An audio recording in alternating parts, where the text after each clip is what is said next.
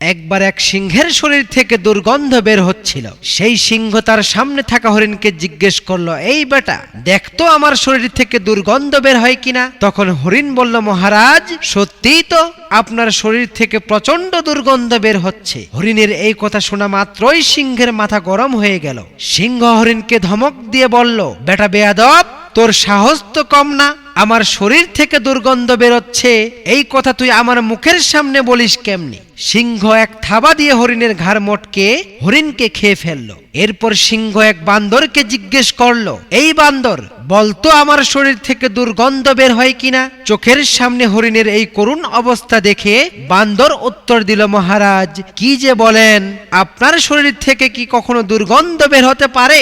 এই কথা আপনাকে কে বলেছে? আমি তো আপনার শরীর থেকে সুগন্ধ পাচ্ছি। সিংহ বলল, বেটা বান্দর, তুই আমার সাথে মিথ্যা কথা বলিস। এই বলে সিংহ রাগান্বিত হয়ে সে বানরটিকেও খেয়ে ফেলল। এরপর সিংহ এক শিয়ালকে জিজ্ঞেস করলো, এই শিয়াল, তুই বলতো আমার শরীর থেকে দুর্গন্ধ বের হচ্ছে কিনা।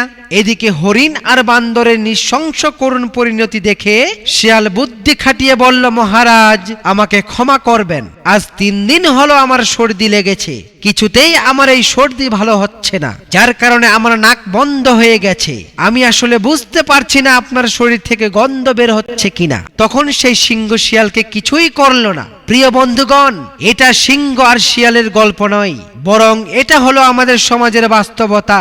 আপনার সামনে এমন কিছু বিশেষ মুহূর্ত আসবে, সেই সময় আপনি সত্য কথা বললেও বিপদে পড়বেন, আর মিথ্যা কথা বললেও বিপদে পড়বেন। এর চেয়ে বরং চুপ থাকবেন, কারণ চুপ থাকলেই আপনি নাজাত পাবেন।